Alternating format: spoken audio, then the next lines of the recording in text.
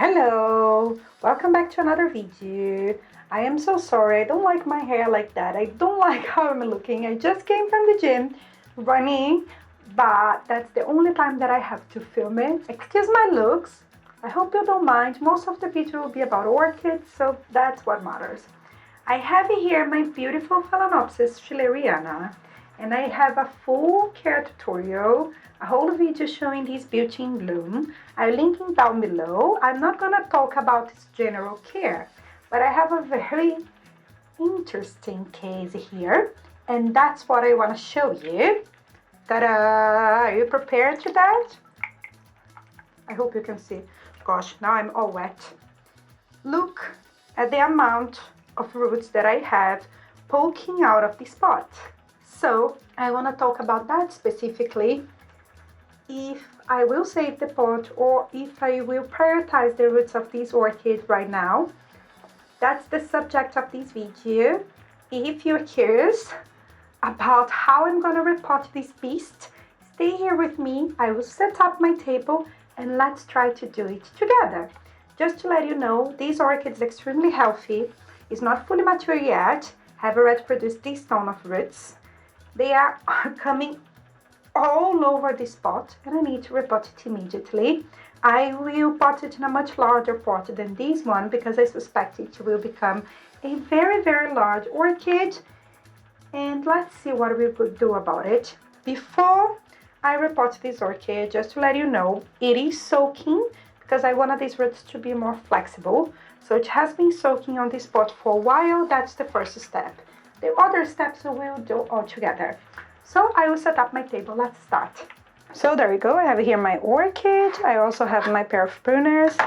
And as you can see, the foliage of this orchid is beautiful. Look at these leaves, this mottling. This is a natural mottling. And lots of people collect this type of orchids as well because of the leaves, not only the flowers.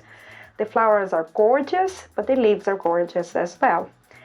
I have a very tough choice here because I don't want to set my orchid back, and if I don't prioritize the roots, there is a great chance that my orchid will suffer a little bit, to become dehydrated. I don't know how the orchid will feel the repotting, but as we all know, plastic takes forever to decompose in nature, and every time we throw away plastic, it's just adding to the landfill. And also this pot is a self-watering pot, so it's a nice pot that I can use with other orchids. So I have a very tough choice to make it here, and I decided to take you along.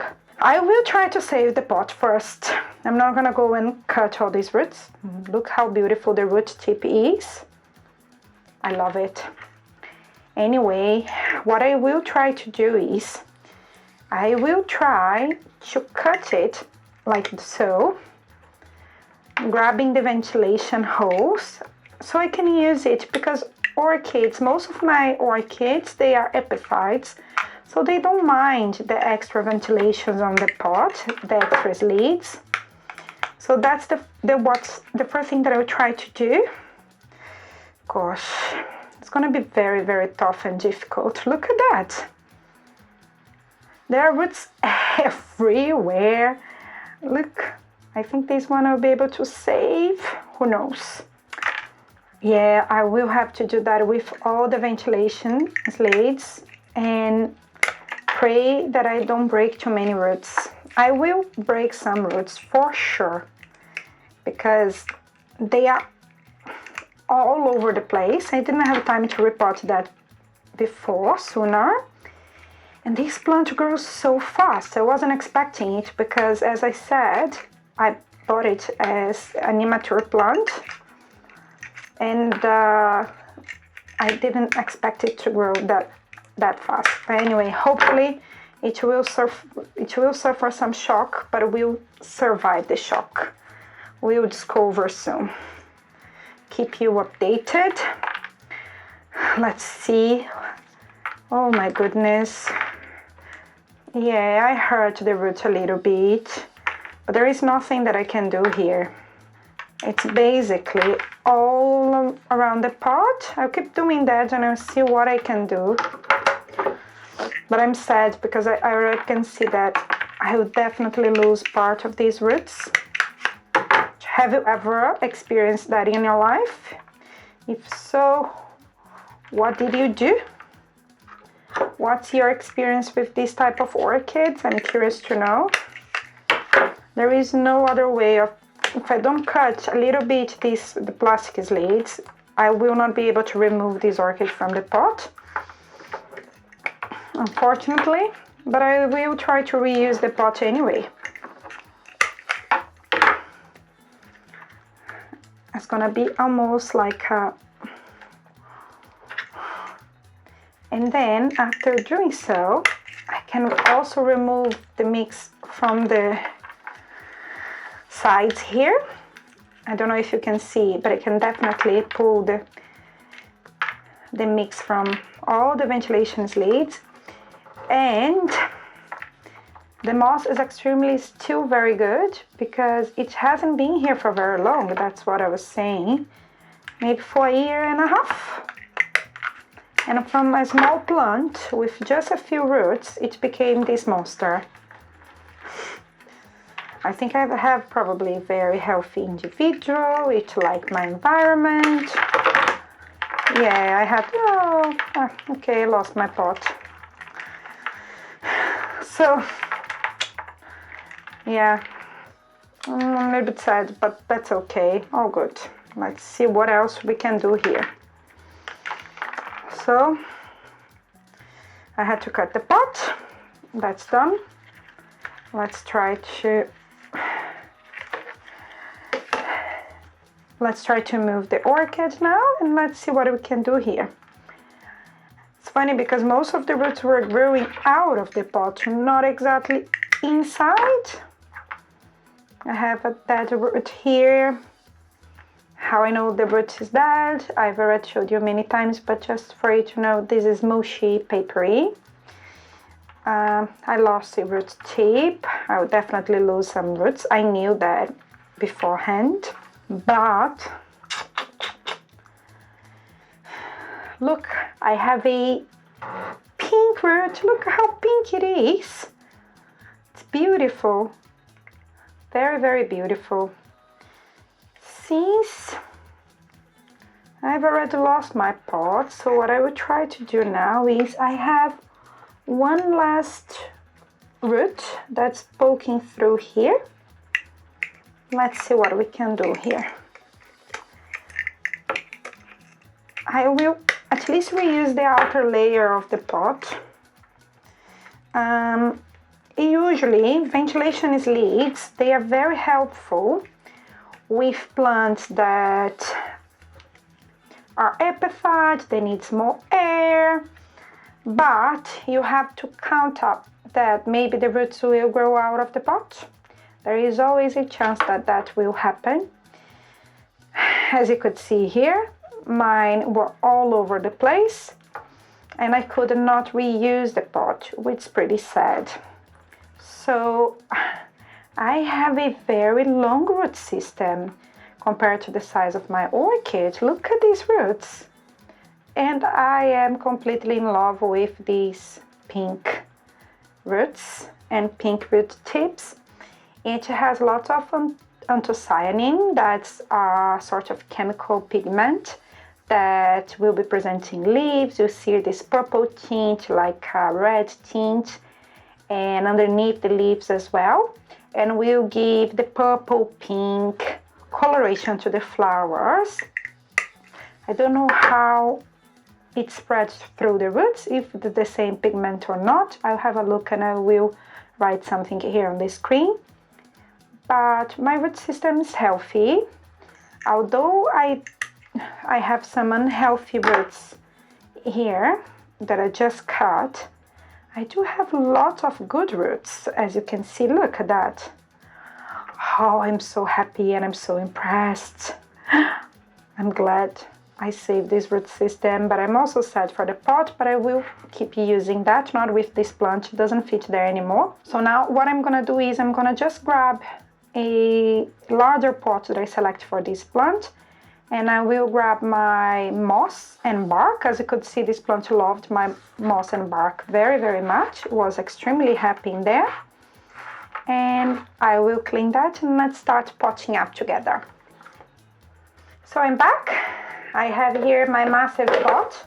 I usually don't use very large pots because of the space. This one is a 16 centimeters pot.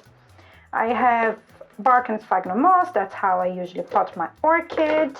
If you follow me here, you already know that. And as you can see, this plant loved it because it was pot on it before and grew very healthily. I have here my stick pesticide is to avoid thrips and other insects munching on my plants. And I'm going to use low release fertilizer. Why? Although this pesticide comes with some fertilizer, I don't think it's a lot. And also, Phalaenopsis are very heavy feeders, and this one grows very quickly, so needs a lot of fertilizer. So I will add a little bit of slow release fertilizer. I'll do as I do with all of my repottings.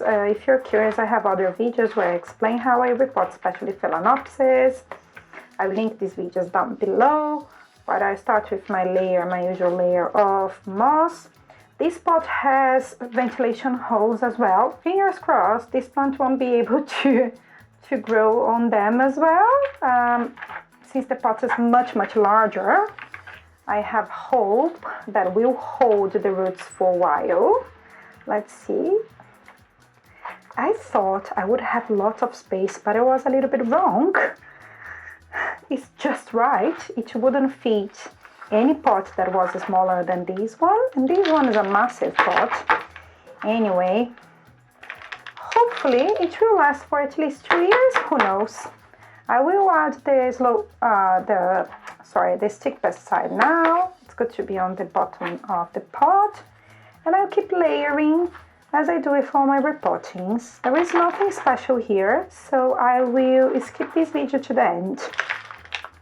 Ta-da! That's my Phalaenopsis fully repotted. I'm giving it this yellow outer pot. And look at these leaves, they're gorgeous. This Phalaenopsis almost filled this whole massive pot, so it will become a very, very large plant. Hopefully in the next year I will have a beautiful flower spikes full of blooms. But just a few notes before I go. It's very important for you to know that when you have ventilation holes in your pot, such as these ones here, or the ones that came, the ventilation leads that came with the self-watering, that epiphyte orchids and even house plants, the roots, they can grow out of the pot. And then when you repot them, you may lose roots on the way, and you may need to cut or destroy or lose your pots, as it happened to me. I usually tend to save my pots because, as I said, they are plastic and I reuse. Even nursery pots, when they arrive with other plants, I don't mind if they are transparent or not. The importance of transparent pots is, especially if you're a beginner, it's because you can see the root system of your orchid and see if it's growing inside the pot, such as this one. And look, I can see the beautiful pink roots now. But you can also use opaque pots if you feel comfortable with them and if you're comfortable with your culture and how you grow your plants. I have both. I have some transparent pots and I have opaque pots as well. Sometimes they charge more for transparent pots for no reason, because basically it's plastic anyway. But it's up to you. There are people that use clay pots as well. There are a range of possibilities. It depends on your environment. For example, here it's very humid. It's cool and cold, but very humid.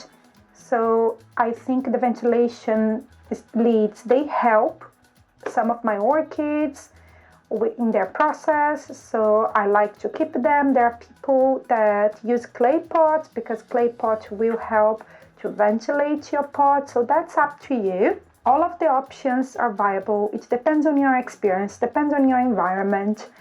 I am keeping this one here with my actual mix, And as I said, I added some slow release fertilizer because Phalaenopsis, they are extremely heavy feeders.